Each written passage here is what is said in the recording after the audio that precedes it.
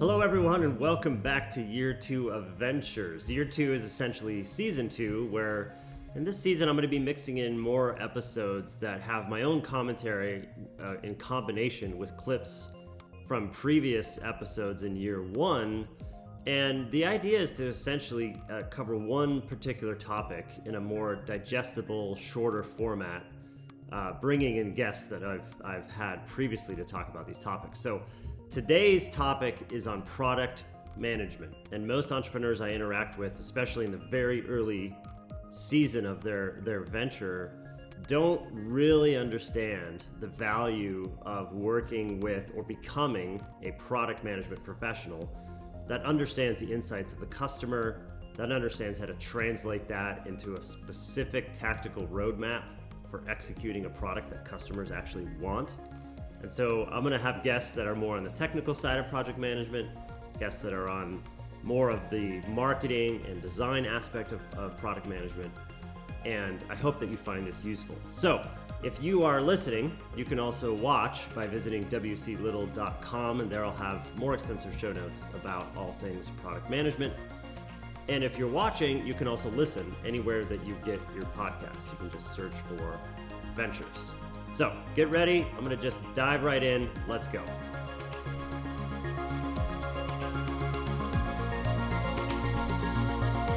So then from an education standpoint, having gone through all of that, how now do you think about the worlds of user experience, consumer experience, market insights, talking to customers, design, product management? Those are terms that people are often very not familiar with, or even how it all works. They're very similar to how you were just in there solving problems. How do you think about it now? For if you were to talk to founders that were in the situation that you all were in back in the day, how do you frame it now? Yeah, I think it's been really interesting going from where I was at Adobe for the last 4 years to now working with startups again, because it is a balance between the frameworks and process and getting stuff done. Right. Right. And it's very easy to overcorrect in either direction. Mm. So for me, I think the key things that I've learned is I think it's very helpful to have frameworks and hypotheses documented. Mm. Say, here is where I see an opportunity. Here's the problems that I think that we're solving. Let's start writing those down and actually validating them with data in some way. Now, data can mean so many things. And in the startup world, a lot of that is more qualitative than quantitative. Mm-hmm. Having those conversations with your early customers. Why is someone not going to switch to your platform yet? Are we actually solving a problem for you? Or is this just something that we think is cool and interesting? So when I look at it now, I think I thought when I saw Startup Rocket, I think what's so great about that is having a framework is incredibly helpful to say, I know these 3 things, but here's a big gap that I have that I think is going to block us from getting to the next level. Mm. So let's maybe focus some attention on, this area of conversion on our website or whatever it might be. Mm-hmm. And I think having those frameworks and methods for making decisions is something that we lacked in those early days. We were just go, go, go, build, build, build. And it worked, it came together, but I think we worked a lot harder than we needed to because we didn't have we weren't leveraging frameworks that I think, obviously existed already. So that's where I really see it's helpful to have that, forest through the trees idea and understanding like, okay, here's where I think we are and here's where we're going to go. But then also being able to be very nimble and flexible within the process and say like, it's okay if we don't fill every single one of these. Like we're not going for perfection here. We're going for, iteration and progress. Yeah. Well, I appreciate the shout out on Startup Rocket. That is why we built it, is because we kept seeing founders reinvent the wheel over and over and over again. And just inefficiency in spend, inefficiency in time, where these are, I wanted to I wanted to just shout it from the rooftops. These problems have been solved. Learn from others, stand on the shoulders of giants, and because you're going to have a whole host of your own problems, and then hopefully you can pay it forward to the next, so that the next founder, so we can empower more founders all around the world to do their best work and create value for themselves, their teams, their families, their communities, the customers, et cetera, et cetera. So that's been the whole vision. So then, what I often say, I'm curious from your perspective, as you work now with different startup teams, and as you've seen the composition of person number 1, 2, 3, 4, 5, 6, that team composition, and what holes in terms of capabilities and know-how in those teams, where do you see their common holes in those early stage startups, that especially CEOs now should be aware of? Yeah, I think one term that I heard recently that I thought was a perfect description as far as like a startup employee that you're looking for is someone that can grow themselves into that next role. Mm. Where I've worked with different people where there's some people that have a specialty in a certain size and growth stage of company. So it might be like, I'm really good at growing the company from $1 to $10 million in revenue, or from 20 to 40 people. But then that 40 to 100 people is a very different stage, or that 100 to 200 people is also a very different stage and a different skill set required. I think one of the things that's interesting to me is that I ended up in product marketing. Is that is a role that I think is a great early hire that can be overlooked. And it's really about understanding your market. I think, a lot of times it depends on what types of founders they are, right? Are you a technical founder that you're just out there building product? And you build it, there's great features, you know that people need them, but why do people need them? Or what problem are we actually solving? Like, do we really understand who our customer is? And that is something that I feel like startups can just be going so fast that if you don't have someone that's actually stepping back and looking at that and evaluating it on a regular basis, all of a sudden you can end up on a completely different path because you were listening too much to one squeaky wheel, or you're trying to build a product that serves everyone versus, one specific market. So I think those early startup hires, generalists are very helpful, but people that also kind of understand the process and where they can jump in and help, and that don't need too much direction, I think is super helpful. Trying to think. I mean, another area that I think that I know that we neglected was around like data and analytics and making decisions based on data. So that's something that you don't necessarily need in the very early stage, but I think having someone there that can help make decisions on that can help with, whether it's A/B testing or growth marketing or things like that, I think is a huge value add that more and more startups are definitely looking at. But having that balance between the growth hacker that's doing it more based on data and the process and operations, and the person who's more on the product marketing side that's looking at the strategy, who are the customers we're targeting, what are those problems. I think if you go too much in one direction or the other, you can start to lose sight of where you are, or you're not actually able to get that growth because, sure, I know who my customers are, but now how do I go get them, and how do we get that out there?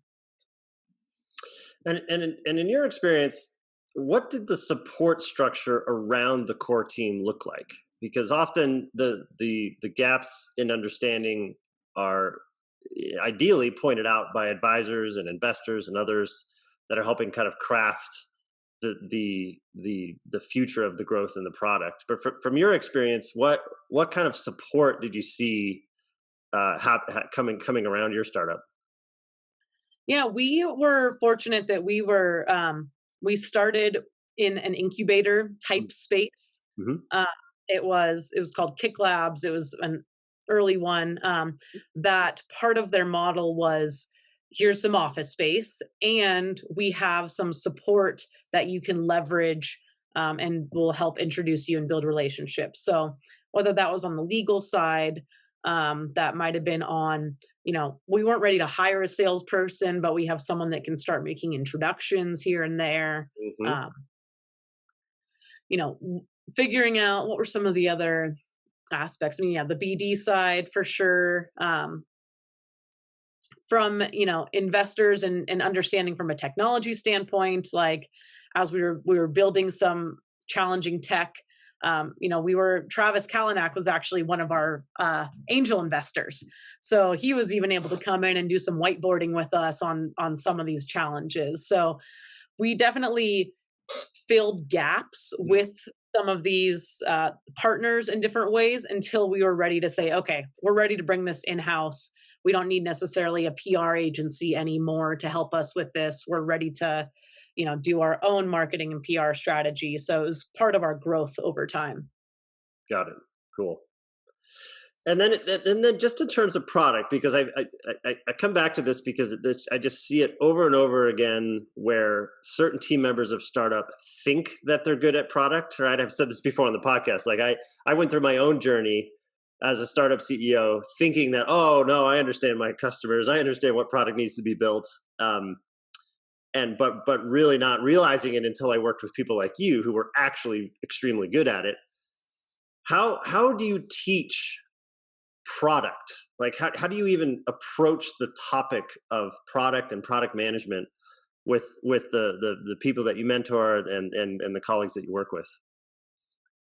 Yeah, I think it's an interesting level as far as when you see like a product management role today, a lot of them are very much in the nitty gritty of like, I'm going to write a bunch of user stories and specs, and I'm really focused on making engineers productive, right? That's one side of it. Mm-hmm. And the other side of it is, what product should we build? Why are we building this feature? We have a backlog of all these things. Which ones are actually going to move the needle for our customers? And that is a challenging shift for a lot of people to make. Yeah. And I think, with that, I really think one of the reasons that I was successful is how close I was to the customer. And part of that was I was doing account management. I was doing sales, right? Like the benefit of being in a startup and playing all these roles is I could have extreme empathy for them because I was in those conversations on a daily basis. So I think asking questions and just getting as much understanding as possible, and asking why the 5 times versus just one for what it's actually going to do for that customer is a huge thing. And then how you kind of can document that and turn it into process. I think one of the things I realized later too is that there is an intuition side of it, but there are ways to actually make this like a quantifiable process in collecting this information. Some of it might be very back of the envelope of just like, we look at a specific feature and we say like, what's the impact it's going to have? High, medium, low, right? That could be a way that we're kind of saying, okay, I think this. But you might actually know the impact even more if they're able to quantify it and say like, I know I could make more revenue if I had this feature. Mm-hmm. Or actually understanding how that can relate to the company's business objectives. And then the other side of that as well is then is looking at like the frequency and quantity of customers that might have this challenge. And not just looking at existing customers, but maybe deals that you lost, potential customers that you haven't even talked to yet, Mm-hmm. and doing some research to get that information. And then you actually can start to build it into a framework where, you can look at impact times quantity and start to prioritize these things based on some metrics. And that's, I think, can be a great learning process for someone earlier, that then they're going to be able to build that muscle and understand which questions that to ask that might be more impactful or get more of that information out, that's going to make it down the road that they can do it more off of their intuition versus like, okay, I need to look at all these, spreadsheets and how it works. So that might be at a little later stage of a startup. But I think as I look at startups now, it's like, why not start some of that stuff early? Like get Yes. stuff written down. I Yep. think that big thing too is like institutional knowledge is, a huge value in an early startup employee. But if you can't take a day off because you're the only one that can answer that question, that's a problem. Yes. And that's how you also then, if you actually have it documented, other people can absorb that a lot more and start asking smart questions. I think the way that you describe the skill stack for a product manager and a product person is spot on. So those who are listening, those who are watching, go back and rewind and listen to that again, because I just, from my experience, so many founder teams get that wrong, and they don't realize, even coming into their Series A, they don't realize the gaping holes that are in their team with regard to that. Now, on top of this, there's the growth aspect, right? So not only are you extremely experienced and thoughtful on the whole product stack, but how do you think about this at the different stages of a growing startup? How do you think about this with regard to the dance that we referred to earlier between product and growth? Yeah, I think it all goes back to knowing your target market and how narrow or wide you want that to be, or how narrow or wide it should be. Mm. And I think that's, in early days we were trying to go, actually no, I should say in early days we were very focused on, we are going to we need bloggers to install our commenting platform. And this kind of, as I say that, you're like, wait, that's not the company that you described at the beginning. We made some pivots along the way to kind of figure out our growth and Right. where the opportunity was. Right. But very focused at that point on, we need to grow this to get to our net, to prove that this product is valuable and to be able to then even sell it to an enterprise. So we were very focused on that growth aspect and built into our product in ways that we weren't calling it growth hacking or anything, but it was, someone installed this plugin on their WordPress site and people signed up to comment on the blog. Now, by signing up to create an account, it was a lot of other bloggers that were commenting, and they were like, oh, this is interesting. Maybe I should put this on my site. And Mm. that, it had a bit of a viral effect there that helped that growth. So we were really focused on nurturing each of those early installs to make sure they were as successful as possible, because we knew that by them keeping it on their site longer, we were going to get more customers. Mm. So that was something where we really could, focus at that standpoint. Then later we started to catch enough attention that, enterprises started to see like, oh, this is this is disruptive. This is something that we actually think that could change, this could get people back to our media sites again, versus them just always going to Facebook to get their news and have a conversation. So once we got more towards that enterprise side, we kind of had to almost pause on growth for a minute and build enterprise features. Mm. So that's, something that we kind of had refocused our attention a bit and said, okay, we need to build this functionality. We were lucky that the first customer said, we'll pay you to build it. Mm. So Mm-hmm. that kind of funded it, but we need advanced moderation tools. We need single sign-on. We need some of these things. So in those first, we kind of did a lot of product development again, work nights and weekends, everything that we could to get to the platform to the next level.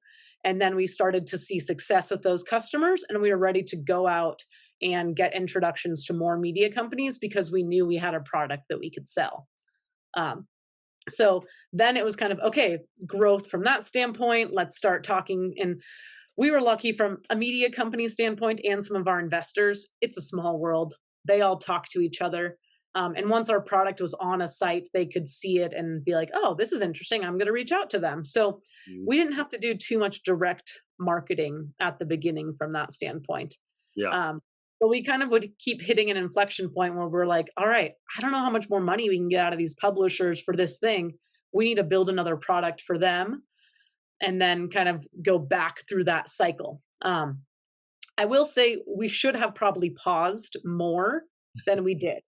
Uh, it was like sell, sell, sell. And now all of a sudden we have 10 companies or 10 customers that are all doing something a little bit different. Yes. How do we focus our product?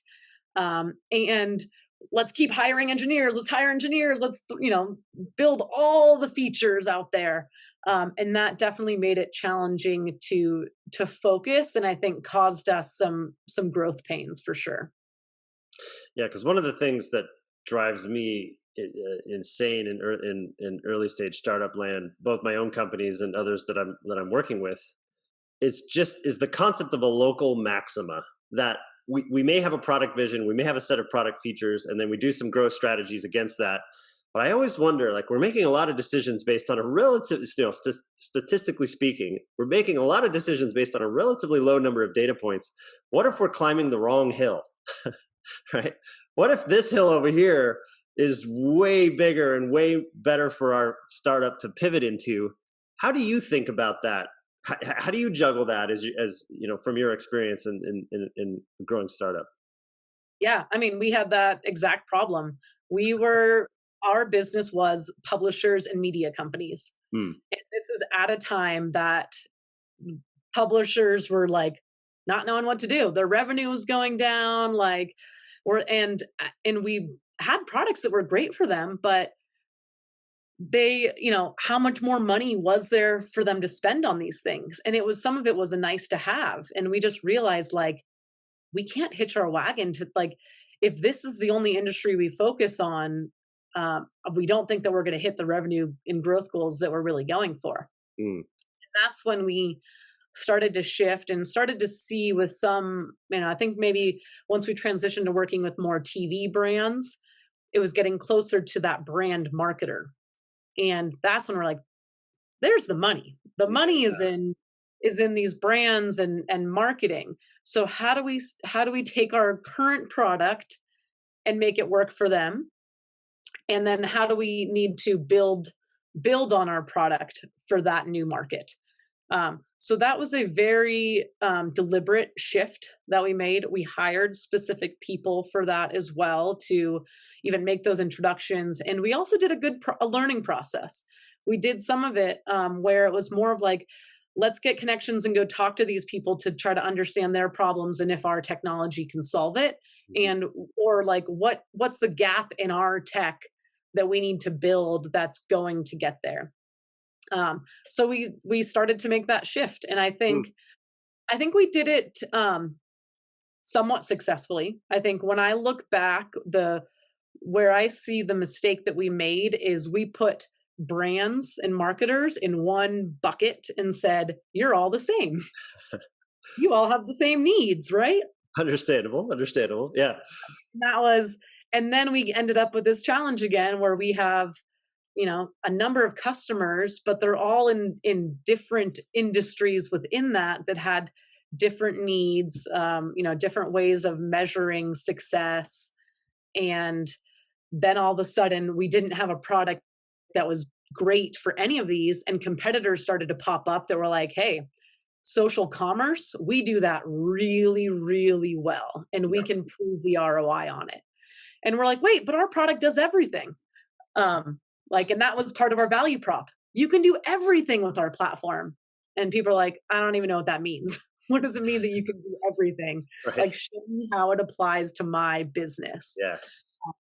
So we did that like very well on a one-to-one basis, where I actually ran our client strategy team for a long time, because we'd come in and say, now that I understand your problems, I'm going to show you how you could use our technology and build out custom decks and designs and show them this is what it could look like on your website. And then the light bulb would go off. Problem is that's not scalable.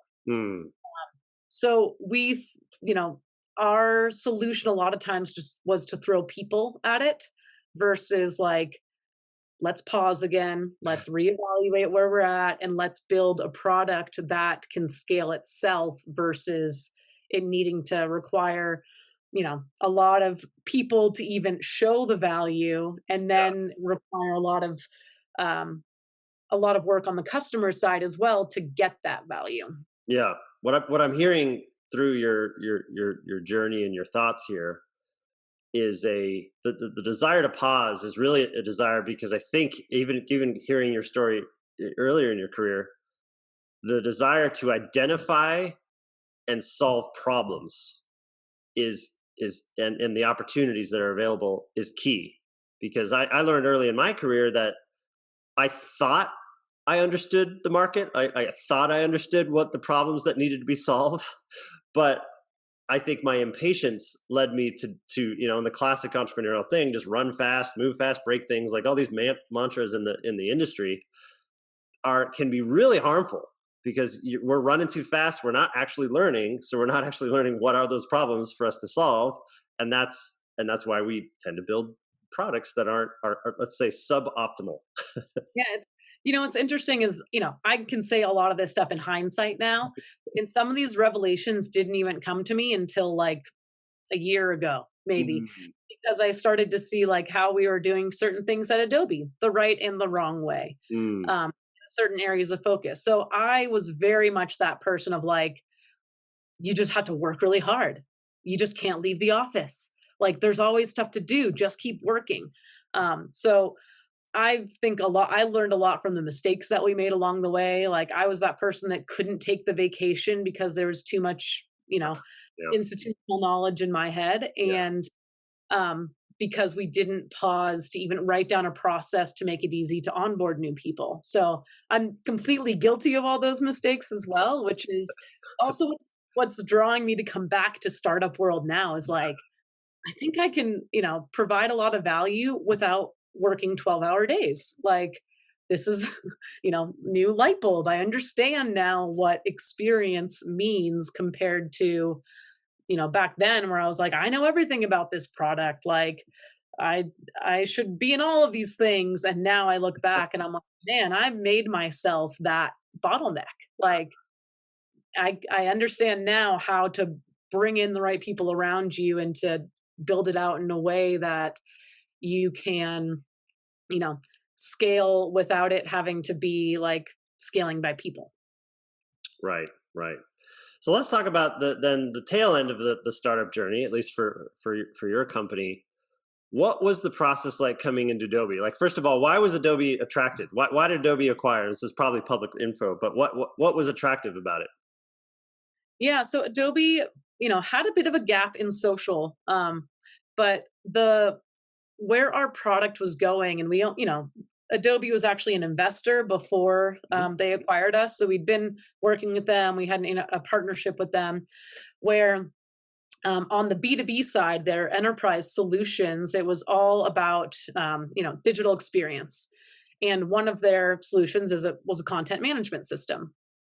Now I don't even think it's, more about experience management at this point as we've gone to so many more channels than just the web. Mhm. But the value prop of Adobe there was being able to, scale all of these, websites and all these digital properties and to easily make adjustments without needing a tech person to do it and to Yes, create more content faster. yes, And Adobe is great in the way of like of content creators, and they were focused a lot on how the businesses could create this content.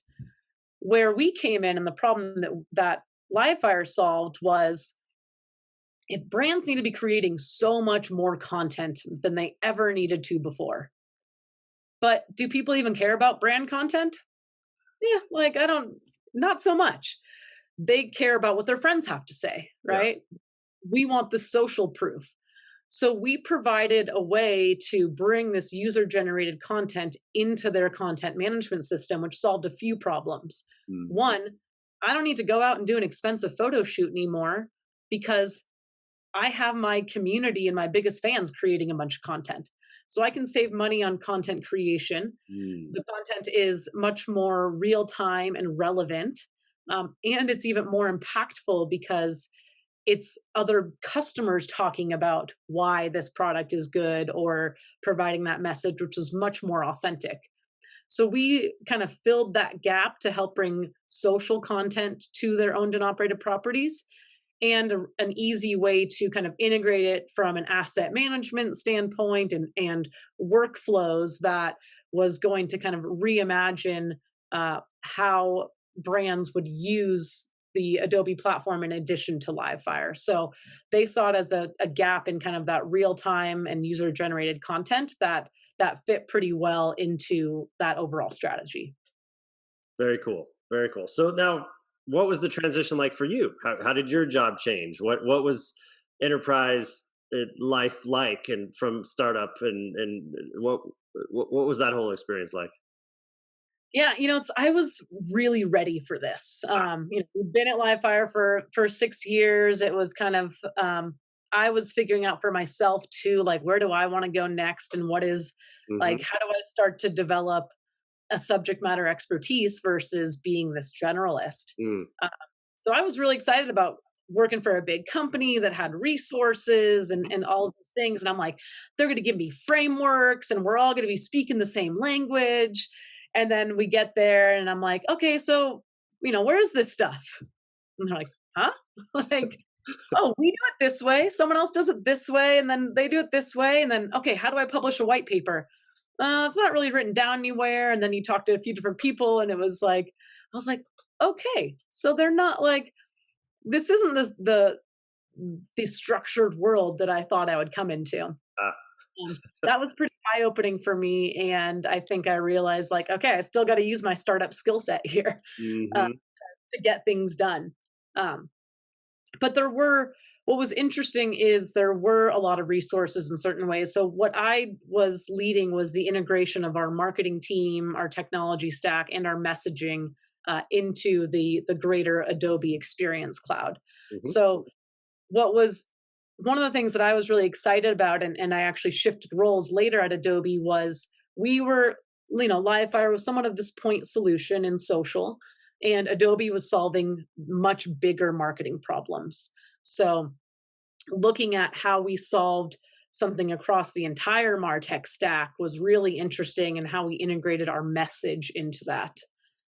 So it was, yeah, it was very eye opening. It was really interesting as well. Like now I have to train a sales force of 2,000 people, Mm. uh, and working on redoing pricing models and things like that to really simplify things. Um, it was a lot of new challenges, and I think one of the biggest things that people had told me previously, but I really had to experience it for myself, is how much you do internally versus externally. So before I could, you'd create a pitch deck and I'm presenting it to a customer the next day. Now it's much more about getting input from all these different people, iterating together, bringing their content in and combining it and changing the message, and then reviewing that with 10 more people. Because if you're going to train a 2,000 person sales team on this, like that message better be right. Where before I'd take my couple of sales reps and I'd be like, hey, let's go try this new thing. So for me, that was a big learning and adjustment. And I actually like enjoyed it because it was collaborating with a lot of really smart people that had different perspectives, came from different worlds. And I got to learn a lot from all of them, but also, got to see that we were providing some immediate value too, and filling some gaps. So in previous episodes, we've talked a lot about the necessity for product management, for people who understand the business objectives, who are going to understand the market, are going to deeply empathize with the people who are going to be using this product, and are going to be drawing up a set of requirements or specifications that this product should probably have.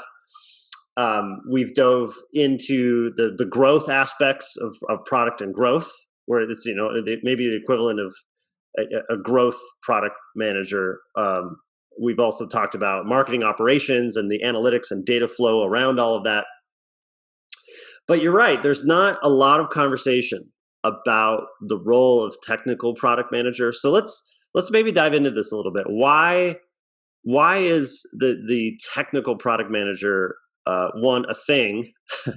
Two, why is having the, like you said, to bring color to the product management experience? Why is that even necessary? Because you can imagine a naysayer saying like, well, it just kind of gets in the way. So Yeah. how would you describe the reason for needing the technical project manager role? Yeah, there's a few ones that were very clear at Moz that I suspect a lot of other organizations would have as well. And I'll here's the bullet list, and then we'll unpack them. Innovation, so rapid innovation and prototyping. That's one need. The second one would be highly technical or proprietary metrics products where we don't emerging technologies and capabilities, right? And having a skill set to manage emerging capabilities and technologies. That's a second need. A third need then is when we have highly technical products, you might need a specialized business skill set to understand the place and the opportunity and the challenges that come with those highly technical products. So let's look at the first one, just rapid innovation and prototyping. That's super fun for me. It's one of my favorite things is getting a small group of engineers and designers and making a highly integrated team where the walls fall down all of a sudden. And it's where you can start to develop your capability for entrepreneurship, with an I. It's also a place where you can start saying like, how can we like rapidly start building this culture without having to boil the ocean of doing the really rapid build, test, learn loop. Right? And so that was an aspect that I understand the language of our software engineers pretty well. I understand how do I put it? I know the cheap, better, best life cycle, right? Whereas if you aren't as familiar with what can be produced out of your software team or what options there are, if the software team tells you like, we'll build this thing and it'll take us 3 weeks and it'll do this kind of thing, it's like, well, actually I only need a quarter of that right now. And give me maybe a smaller version that can do these things. These things can come later. And one really good example of that was an alpha that I was running at Moz, and we wanted to rapidly onboard people who would have a lot of data in bulk. And so I had on the roadmap CSV import. And what I failed to do at the time was articulate my goals and my non-goals, and to articulate them in a way and to anticipate what a software engineer might perceive, right? And I find goals and non-goals, in addition to acceptance criteria, but non-goals are a really useful tool to say, this is what I don't want right now. What ended up happening was, our engineers say, well, I want to make a CSV import. I want to make it great. And so the sprint rolls past and it's not done. I'm like, okay, fine, we'll wait another, like halfway through into the next sprint. I'm like, why don't I still have a CSV import? Like, well, we're stuck working on this validation thing. We're also trying to work on this thing where it will report back to you the rows that failed and why they failed, and then they can live edit them before they can try again. I was like, that all sounds wonderful for a product that doesn't exist right now. Right. Like, that all sounds wonderful, but what I need is to be able to onboard these alpha testers. So give me the crappiest CSV import that you can give me. And like, even if it barely works, like I can do it on the tester's behalf. I can log in as them and just use the crappy CSV import. And because I have a software background, like I'm not going to get tripped up by the barely functioning software. We can proceed on our learning goals while we're making the prettier version of this, right? So I can see, I think a product manager without a tech background could do this, but I'm intimately familiar with the software engineering process, and I know how to ask for the parts and the pieces of iteration, but I can also tolerate, how do I put it, like the software before they put a coat of paint on it. So those are the places I can step into things very early phase. The second thing I talked about was managing emerging capabilities and technologies. So Moz, we deal with a lot of data. So, I've described SEO and how we help people optimize. So like the way that we can make those recommendations. we sit on a lot of data. We sit on a lot of machine learning capabilities. We sit on massive databases and massive data lakes. The fact that I understand how machine learning models work, or I can contribute to testing and evaluate them because I can write my own SQL queries, because maybe I've got like the data engineering side of our house that's full of what we would call backend or data engineers, but they don't know how to perhaps to like put a front end on it. So I can usually put a simple front end, and then that way I can help articulate to the rest of product leadership, here's what this would do for us. Here's a problem it can solve for us. Here are one of 3 ways this can show up and intersect with our products. And this part is hard. It's a part where I suffered when I was purely just a software engineer. There's that great book, Crossing the Chasm. And I think that happens inside of companies a lot, where you're a software engineer and you've found a good idea, but you don't know how to pitch it. You don't know how to sell it. You don't know how to find the attention that you need to find to get this idea adopted within the company, right? You might be thinking that you're sitting on gold, but if you don't know how to sell it right, it just will die. And so learning how to cross the chasm internally is tough.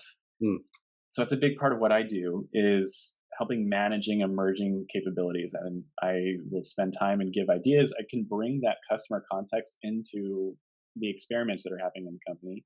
I can match that or marry that to, here's what we know about customer problems that are related to this right now. And this last blog post that I wrote, I was writing about the difference between capabilities, features, and outcomes. So most of our software engineers are really just thinking about capabilities. If you've been doing SaaS products for a while as a software engineer, you do start to think about maybe some features. I'm like, I can glue this and this and this workflow together, and that's a feature.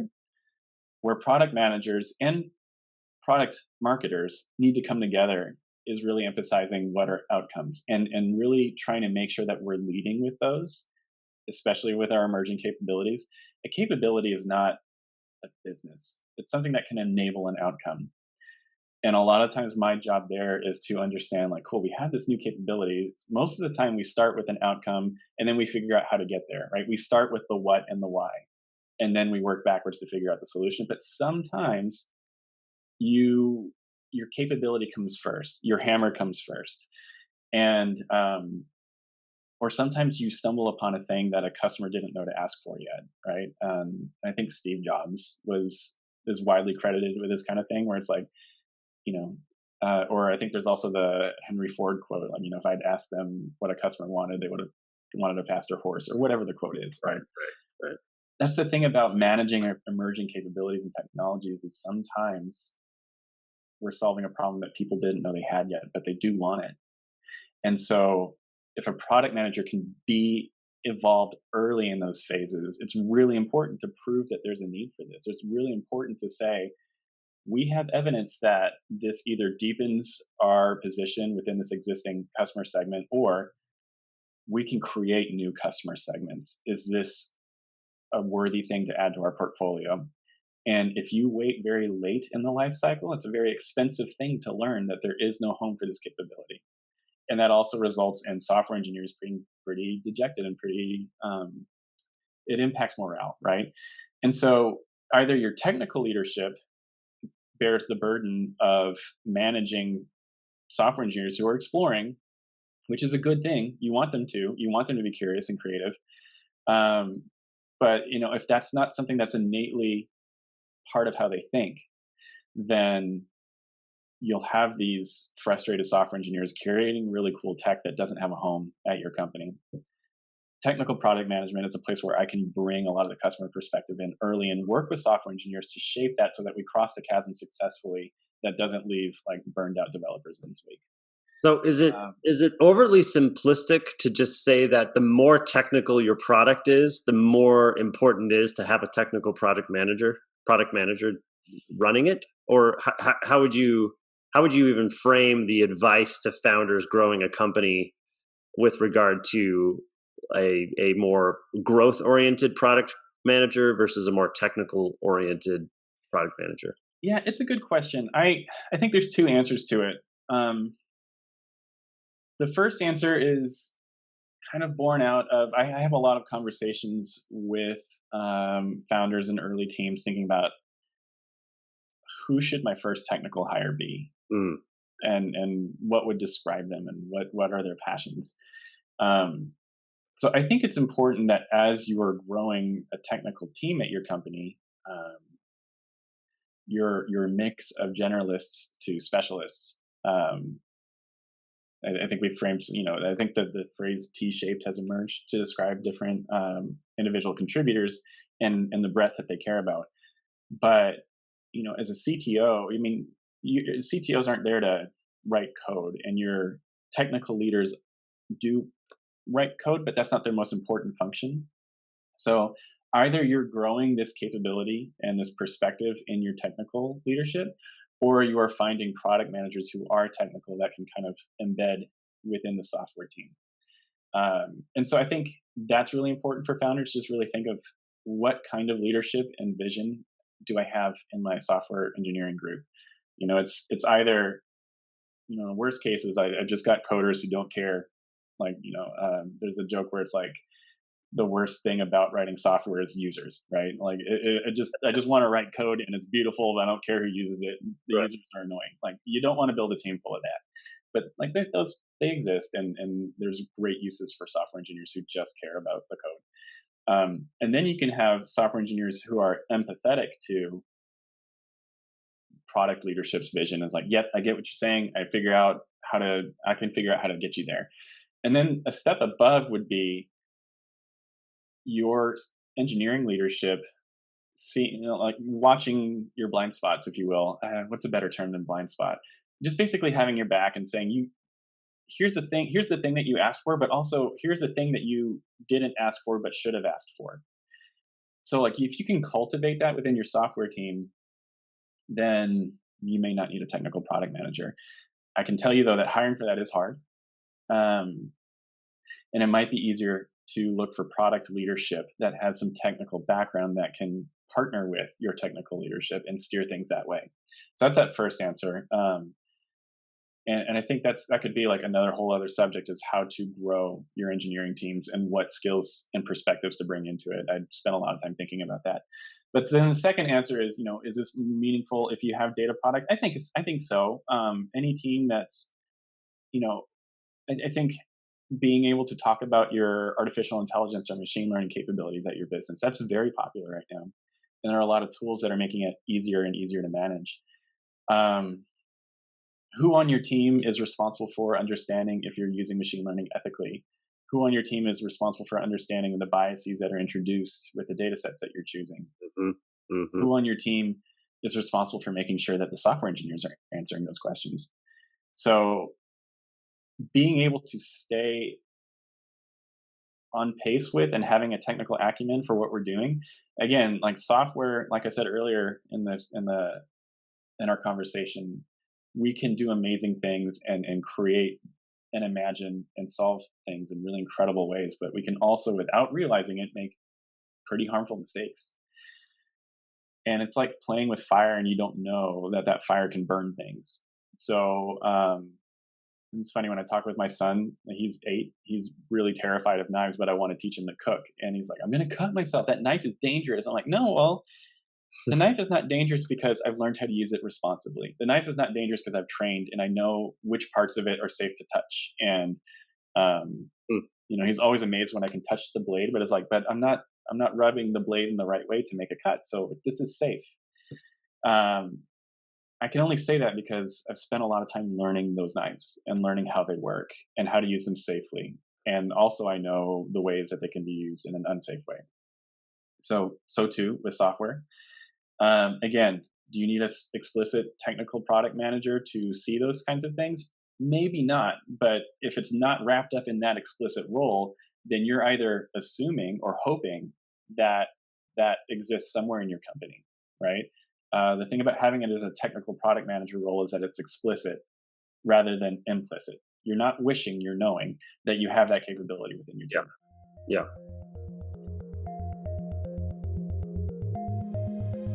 So what should the business person and the technical person from an education perspective?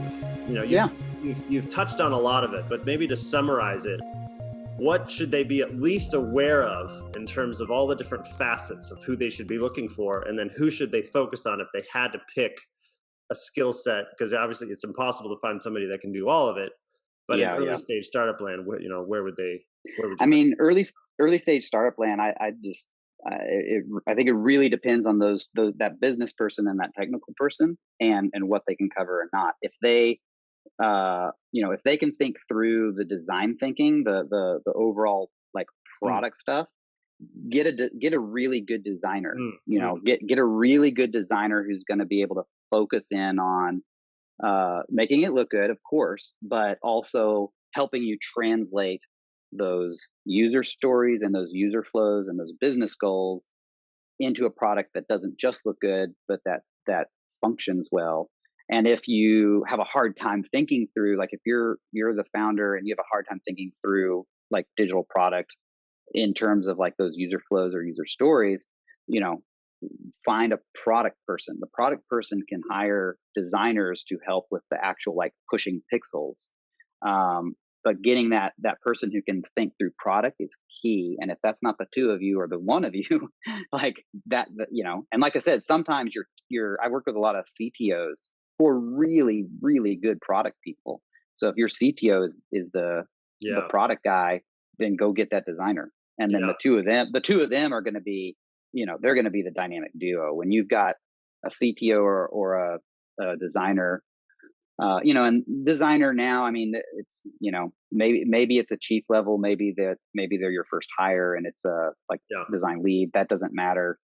Give them the title they want. Like titles don't really matter, but getting a really good designer and a really good technical person, as long as one of those people can do the product design, the UX, if that's not you, then you're good. And that's a good word. And a word of caution to the business folks out there, because I've been down this road many times myself. I used to think that I understood product. I used to think that I understood the markets I was going after and could design a product from an architecture standpoint and hand it off to a designer. But it wasn't until let's say the last 10 years that I started working with world-class product people did I realize that that's not my skill set. I'm not patient enough. It requires a tremendous amount of diligence into understanding the customers, that I tend to be a little bit too impatient, too a little off the cuff, thinking like, oh, it'll all work out and they'll understand this. But that's so many products the last 30 years have been built by people who think that they are good at product but aren't. So for the founders in there who think they're good at product, I would highly recommend ask your friends if they think that you're good at product. And even what we mean by product is different than we've been sort of setting up this dichotomy between product and design. Obviously they're interwoven, but it's important to understand the distinction, because being able to understand the market and the customer deeply, empathetically, who they are as a human, what their problems are, how their emotions, all the different aspects of their emotional response that you talk to, and then being able to take that to architecturally set up what the product should be. That's what we mean by product. And so then how you bring that to life, that requires a different type of skill set. So from my experience, most people don't understand that nuance. And I think the earlier you can understand that, the better. Is there anything you'd add to that? Yeah, I'd say like, I think, there's a little bit of truth in the, like, if your design, there was, I don't remember the phrase, but like, if you're the audience, you're making something for you, there is a level of ability we're all going to have to be able to design for ourselves, right? That's true. But, nowadays it's like with so many things,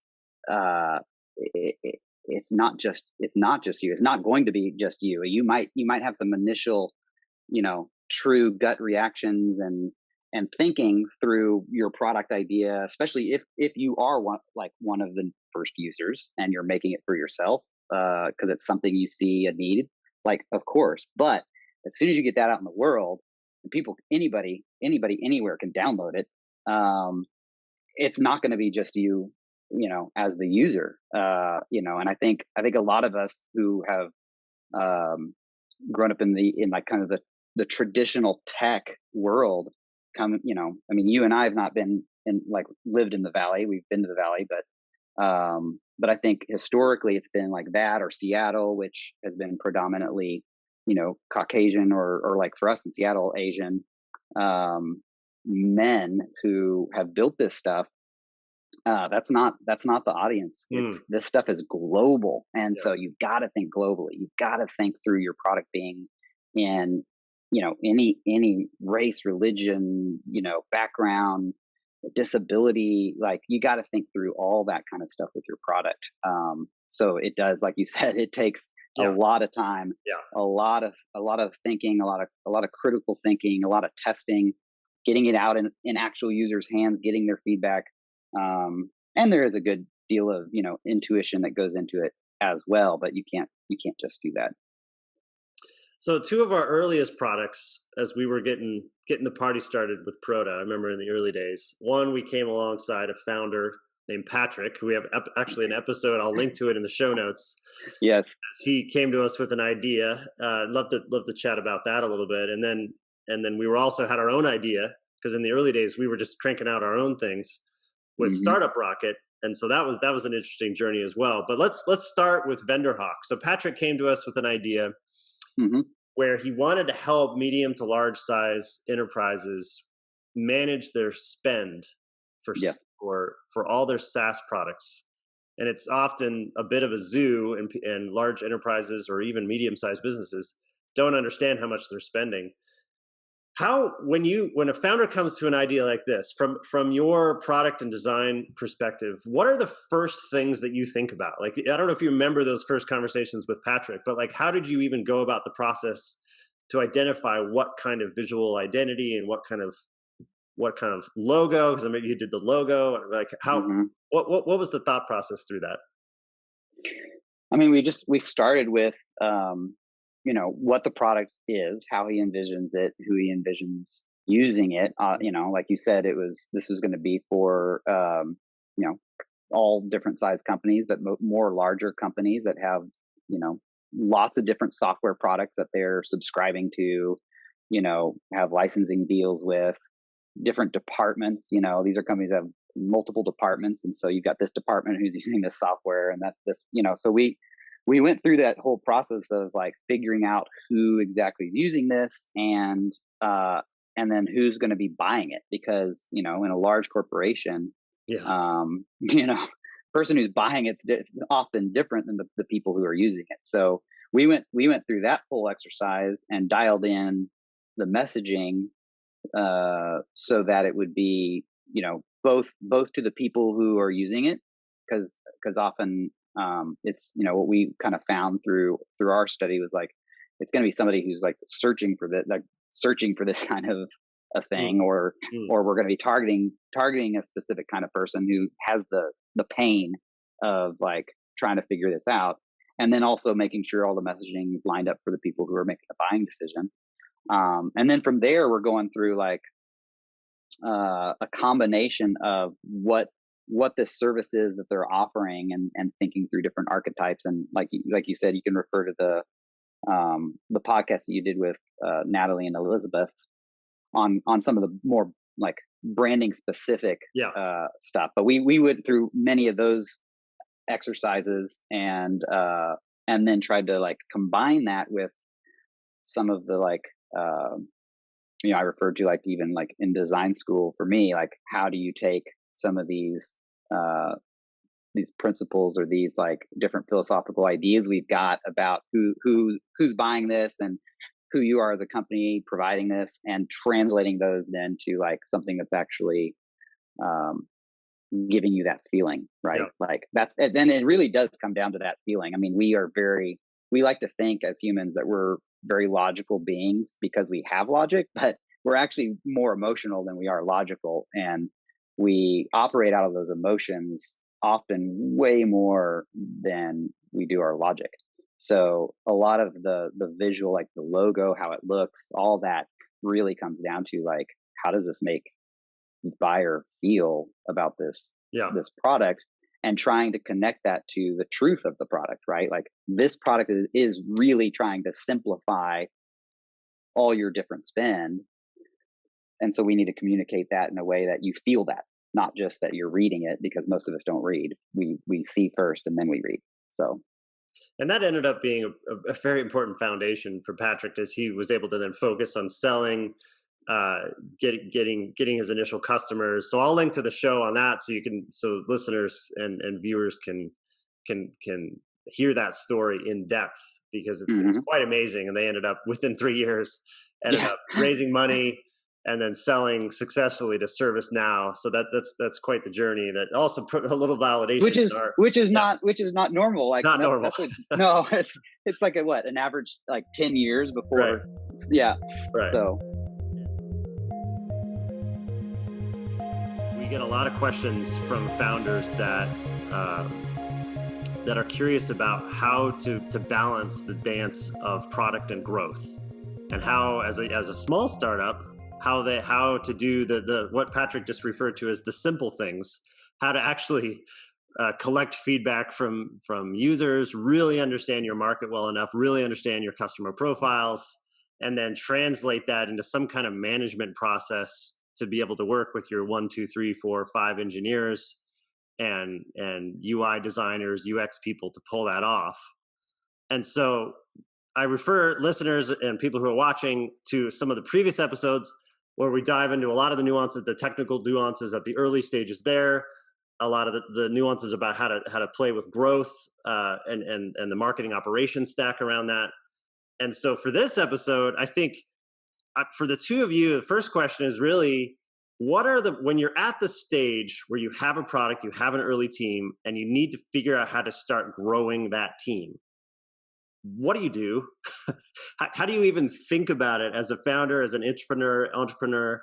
How do you even think about that process when all of a sudden you have a great problem where, we need to scale? I would kind of want to let Kyle go first because he's got a really timely story with the pandemic and a way that we responded to that. Would you mind sharing a little bit about that, Kyle? Sure. Yeah. So a little more background on my team, kind of to help tee it up, is that we work on the outbound product management. So we are not working with typically the development teams, and we have an inbound team that we work closely with, who's actually defining the roadmap, defining requirements. We're sort of the in between. We work as the voice of the customer. So we work a lot with our customers to actually understand what are their needs, how's it resonating, almost from a consultative approach. And as we grew, as Patrick mentioned, we did release some apps to help support customers with how they're bringing their employees back into the workforce. And as with anything that we release, there's a lot of great customers out there already willing to use these products and continue to grow. So when there's extreme growth and there's a lot of customers, really it was sort of an all hands on deck. And with us, when we're trying to look at what are the resources, it's really what's best for our customers. We need to make sure that we're supporting our customers.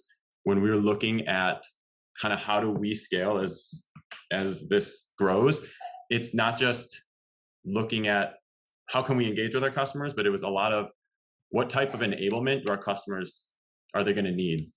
There's a lot of as we're growing, there's a lot. We can only scale so much with a certain size team. So for us, it was a lot of, we want to make sure that we are enabling our customers and giving them the right knowledge to help them self-service, as well as making sure that we are engaging and really understanding their needs. With a quick, rapid release cycle, it was imperative that we really get customers' feedback, understand what their needs are, because that's how you're going to continue to evolve the product and be agile with what we're building. Mm-hmm. And maybe if I could jump in too, Will. So Kyle's point is an important one. We're in this episode, we're assuming that you're already doing really high quality kind of lean startup basics as a product manager, and you really understand the customer.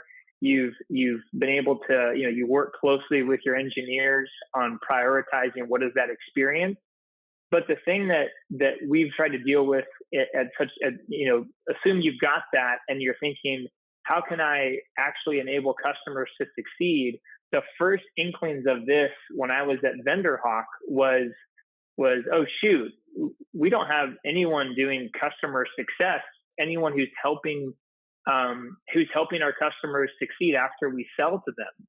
Right. And so the sales reps are responsible for selling, which is great when you start ringing the cash register. But as the CEO, what was going through my mind was, oh no, like we better make sure that we actually delivered on our promise.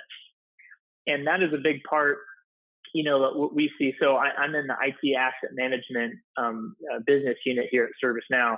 So the big thing for us is we got acquired. I can share for our small company, we only had 20 customers when we got acquired, and a handful of those were crossover into ServiceNow.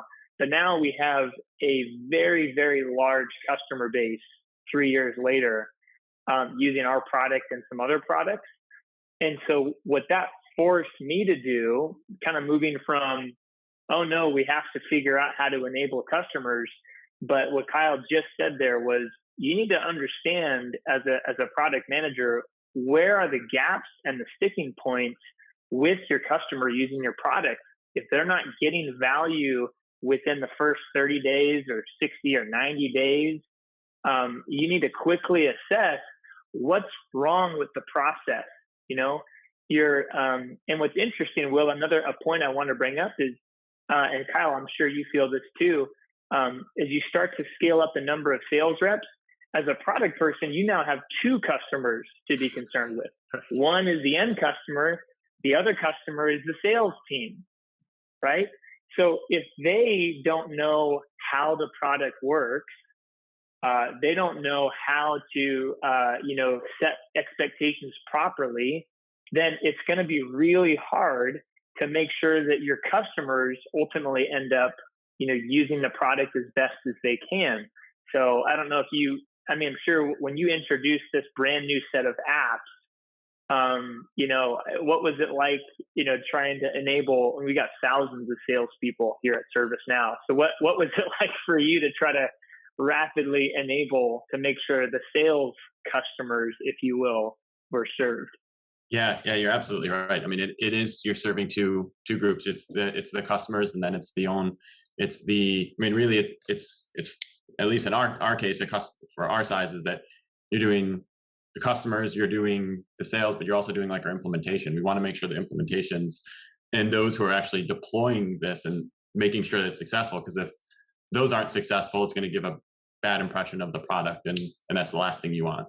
But in terms of from the sales side, yeah, it's absolutely, because you have to understand the messaging, making sure that sales understands the need of it. What's the messaging for it? On what is the value proposition? How do you really kind of pitch this as, we know it's valuable to the customers, but how can we really make sure we're addressing the customer's need and unlocking kind of that value for the customer when sales is talking to it? How do they really make the most of this, and helping with the current environment where things were at, making sure that they truly understand how we're addressing it and the agility of it as well, and that's all kind of part of the discussion with their customers.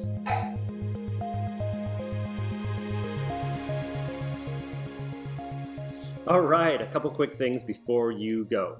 Number one, I have a general newsletter where I write about technology and startups and health science and teaching people to code.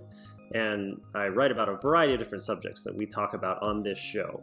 So if you go to wclittle.com, there you'll be able to subscribe, and you'll also be able to subscribe to particular topics. If you're just interested in one or a few of them, you'll be notified right when I publish new content in those areas. Number two, my partners and I at Proto Ventures have a portfolio company called Startup Rocket. If you go to startuprocket.com, there you'll be able to receive coaching guides and customize an operations framework for you and your team and your advisors to be on the same page in terms of what is the appropriate next step for you and your entrepreneurial journey. And finally, if you wouldn't mind leaving a review anywhere that you have listened to this podcast or watched this podcast, it'd be super helpful to help those who might be interested in consuming this content as well. Thank you.